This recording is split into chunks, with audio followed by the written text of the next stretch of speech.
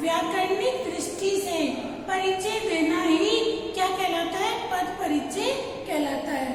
ठीक है, अगर किसी भी पद के नीचे अंडरलाइन कर दी जाए और उसका परिचय पूछा जाए तो व्याकरणिक दृष्टि से परिचय देना ही क्या कहलाता है? पद परिचय कहलाता है। ये मैंने आपको कल समझाया। फिर मैंने आपको ये भी बताया कि पद परिचय के लिए हमें विकारी और अविकारी शब्दों का ज्ञान होना बहुत जरूरी है। कल की क्लास में मैंने आपसे कहा था आपको ये सब लर्न करना है। विकारी शब्द कौन कौन से बता दिए थे? संज्ञा, सर्वनाम, विशेषण और क्रिया। ये शब्द कौन से हैं? विकारी पद है। और अविकारी पद क्रिया विशेषण, संबंध बोधक, समुच्चय बोधक और विस्मयादि बोधक, ये कौन से पद है? अविकारी पद है। फिर मैंने आपको अच्छे से ये चीज भी समझाई कि पद परिचय के लिए बेटा हमें संज्ञा, सर्वनाम, विशेषण, क्रिया, क्रिया विशेषण, इन सब का अच्छे से ज्ञान होना जरूरी है। अगर हम इनके बारे में अच्छे से नहीं समझेंगे तो हमें पद परिचय नहीं आएगा। और मैंने आपसे बोला था आपको आज ये सब चीजें घर पे रिवाइज करनी है। संज्ञा किसे कहते हैं? ठीक है, संज्ञा के भेद बता दिए थे। 3 भेद होते हैं, व्यक्तिवाचक संज्ञा, जातिवाचक संज्ञा, भाववाचक संज्ञा। फिर सर्वनाम क्या है? संज्ञा के स्थान पर काम आने वाले शब्दों को सर्वनाम कहते हैं। सर्वनाम के कितने भेद होते हैं? सर्वनाम के 6 भेद होते हैं। ठीक है, पुरुषवाचक सर्वनाम, निश्चयवाचक सर्वनाम, अनिश्चयवाचक सर्वनाम, संबंधवाचक सर्वनाम, निजवाचक सर्वनाम, ठीक है, प्रश्नवाचक सर्वनाम। फिर इसके बाद मैंने आपको बताया विशेषण के बारे में पता होना चाहिए। वे शब्द जो संज्ञा तथा सर्वनाम की विशेषता बताते हैं उसे विशेषण कहते हैं। विशेषण के कितने भेद? 4 भेद होते हैं। गुणवाचक विशेषण, परिमाणवाचक विशेषण, ठीक है, सार्वनामिक विशेषण और संख्यावाचक विशेषण। ठीक है, ये समझाया। फिर आपको बताया क्रिया किसे कहते हैं? क्रिया के 2 भेद होते हैं, सकर्मक क्रिया और अकर्मक क्रिया। कर्म के आधार पर क्रिया के 2 भेद, सकर्मक क्रिया और अकर्मक क्रिया। जिस क्रिया में कर्म हो वो सकर्मक क्रिया और कर्म नहीं है वो अकर्मक क्रिया। फिर मैंने आपको बताया वचन का पता होना चाहिए। 2 प्रकार के वचन, एक वचन और बहुवचन लिंग, 2 स्त्रीलिंग और पुल्लिंग। ठीक है, ये सब चीजें मैंने आपको कल की क्लास में शॉर्ट में समझा दी थी। ठीक है, इन सब के बारे में मैंने आपको बता दिया था, तभी आप पद परिचय कर पाएंगे। ओके, अब आज मैं आपको बता रही हूँ अगर वाक्य में रेखांकित पद, आपका क्वेश्चन इस तरीके से आता है एग्जाम में, कोई भी वाक्य दे दिया जाता है और किसी भी शब्द के नीचे क्या होता है? अंडरलाइन कर दी जाती है। ठीक है, रेखांकित, किसी भी एक पद को रेखांकित कर दिया जाता है। रेखांकित अर्थात रेखा से अंकित। कौन सा समास है ये? तत्पुरुष समास। ठीक है, अब फिर पूछ लिया जाता है रेखांकित पद का पद परिचय कीजिए। ओके, अब पद परिचय के लिए बेटा अगर हमारा, आज मैं आपको समझा रही हूँ संज्ञा का पद परिचय। अगर वाक्य में प्रयुक्त शब्द हमारा संज्ञा है तो संज्ञा के पद परिचय के लिए हमें किन किन बातों को बताना होगा? बेटा देखिए, संज्ञा के पद परिचय के लिए हमें 6 बातें बतानी होंगी उस क्वेश्चन में। भेद कि वाक्य हमारा क्या संज्ञा है?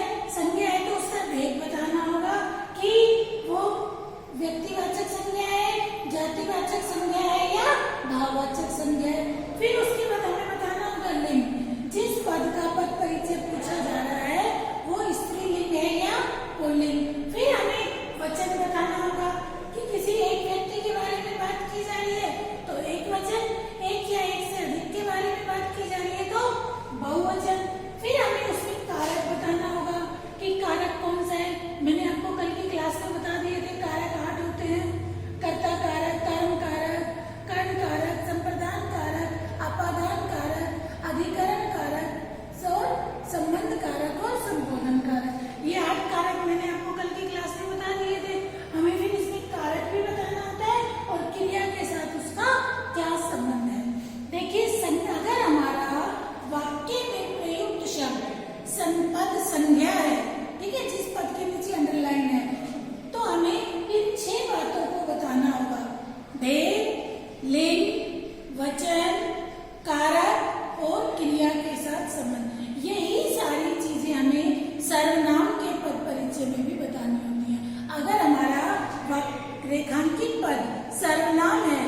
सर्वनाम का हमें पद परिचय करना है तो उसमें भी हमें यही सारी बातें बतानी होंगी।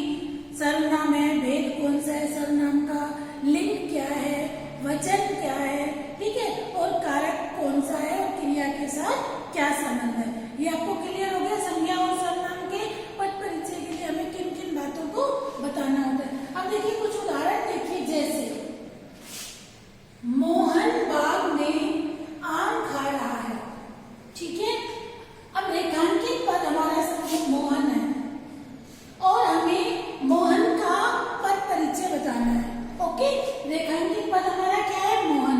मोहन का पद परिचय हमें बताना है तो हम क्या करेंगे, मोहन देखो क्या है, किसी व्यक्ति का नाम है, कौन सा, क्या हो गया, संज्ञा, ठीक है। अब संज्ञा है तो कौन सी संज्ञा है, किसी व्यक्ति, विशेष व्यक्ति का नाम हो, विशेष वस्तु, विशेष स्थान, तो वह कौन सी संज्ञा होती है, व्यक्तिवाचक संज्ञा।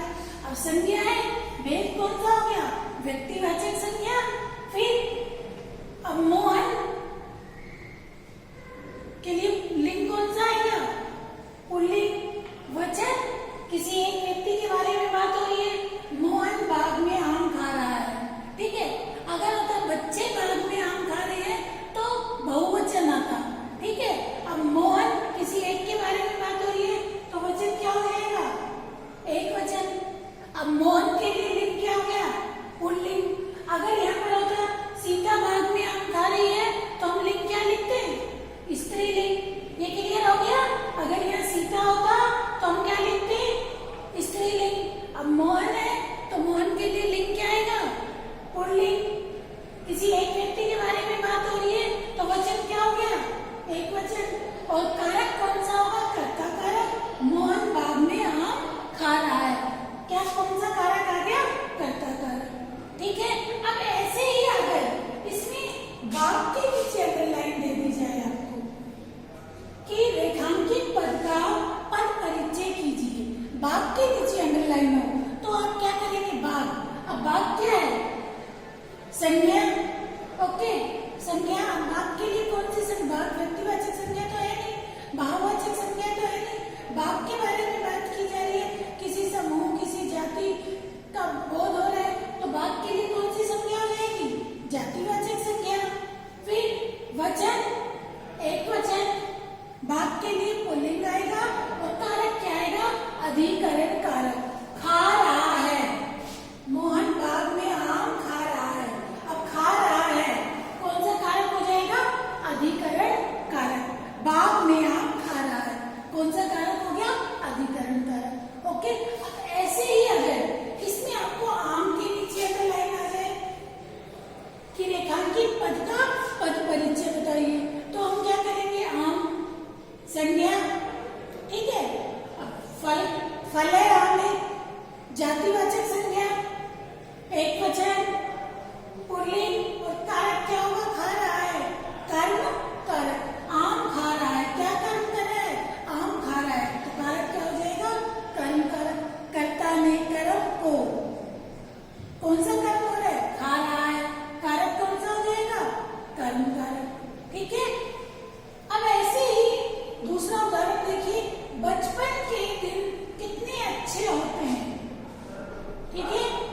अब इसमें आपका बचपन के नीचे अंडरलाइन कर दिया जाता है, रेखांकित पद आपका दे दिया जाता है बचपन।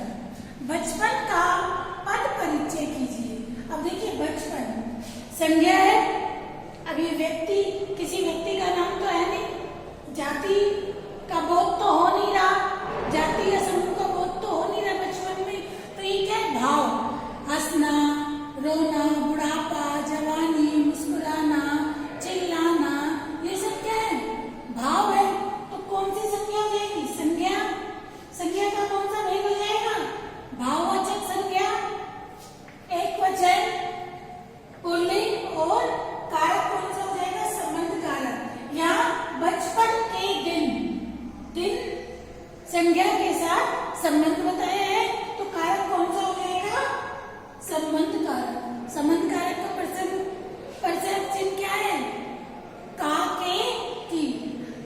नेक्स्ट देखिए, अब इसी में अगर आ जाए दिन, दिन के नीचे अंडरलाइन हो जाए कि आपको दिन का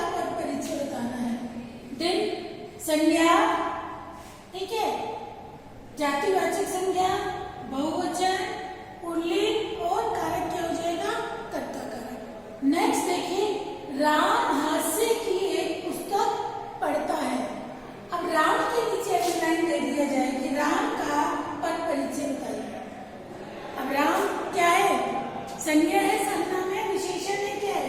किसी व्यक्ति का नाम है, क्या हो जाएगा? संज्ञा। कौन सी संज्ञा? व्यक्तिवाचक संज्ञा। ठीक है, किसी एक व्यक्ति के बारे में बात हो रही है, एक वचन। लिंग क्या हो जाएगा? पुल्लिंग। और कारक क्या हो जाएगा? राम हास्य की पुस्तक पढ़ता है। क्रिया का कर्ता कौन है? राम। तो कारक क्या हो जाएगा? कर्ता कारक। और इसी में ही अगर आपको दे दिया जाता है हास्य का, हास्य रेखांकित पद अगर हास्य हो, जिस भी पद के नीचे अंडरलाइन होगा आपको उसी का पद परिचय बताना होगा। अब जैसे हास्य के नीचे अंडरलाइन दे दी जाती है और आपसे कह दिया जाता है कि इसका पद परिचय बताइए, तो क्या होगा? संज्ञा हास्य, हंसना, रोना, मुस्कुराना, ठीक है, जवानी, बुढ़ापा, वृद्धावस्था, ये सब क्या है? भाव है। कौन सी संज्ञा हो जाएगी? भाववाचक संज्ञा। एक वचन, पुल्लिंग और कारक क्या हो जाएगा? हास्य की पुस्तक, संबंध कारक। काके की कौन सा कारक हो जाएगा? संबंध बताया, संबंध कारक। और अगर इसी में ही फिर दे दिया जाता है आपको पुस्तक का पद परिचय बताइए, पुस्तक का पद परिचय। अब पुस्तक क्या है? संज्ञा है। कौन सी संज्ञा है? जातिवाचक संज्ञा है, एक वचन है। पुस्तक के लिए क्या आएगा? स्त्रीलिंग। और कारक क्या हो जाएगा? कर्म कारक। तो ये आपको बेटा क्लियर हो गया। अगर हमारा वाक्य में प्रयुक्त पद, जिस पद के नीचे अंडरलाइन है, जिस पद को रेखांकित किया गया है, और वो पद अगर हमारा संज्ञा है, तो संज्ञा का पद परिचय करते समय हमें कैसे, किन किन बातों का ध्यान रखना होगा और किस तरीके से हम पद परिचय करेंगे, ये मैंने आपको समझा दिया। एक बार और देख लीजिए। संज्ञा के पद परिचय के लिए हमें क्या क्या बताना होगा बेटा? भेद, लिंग, वचन, कारक और क्रिया के साथ संबंध। सेम यही चीजें ही हमें सर्वनाम के पद परिचय में भी बतानी होगी। ठीक है, कि भेद, लिंग, वचन, कारक और क्रिया के साथ उसका संबंध। तो बेटा आज फिर मैं आपको यही बोलूंगी कि एक बार फिर आप लोग रिवाइज कर लेना। संज्ञा के भेद, सर्वनाम के भेद, विशेषण के भेद, इनकी परिभाषा, क्रिया के भेद, इन्हें एक बार थोड़ा सा समझ लेना, जिससे आपको पद परिचय में कोई प्रॉब्लम ना हो। ओके, कोई डाउट हो तो अपने डाउट जरूर क्लियर कर लेना। ये संज्ञा का पद परिचय किस तरीके से होगा मैंने आपको करा दिया। अब नेक्स्ट क्लास में मैं आपको बताऊंगी सर्वनाम का पद परिचय। अगर रेखांकित पद हमारा सर्वनाम है तो उसका पद परिचय कैसे होगा, विशेषण है तो उसका पद परिचय में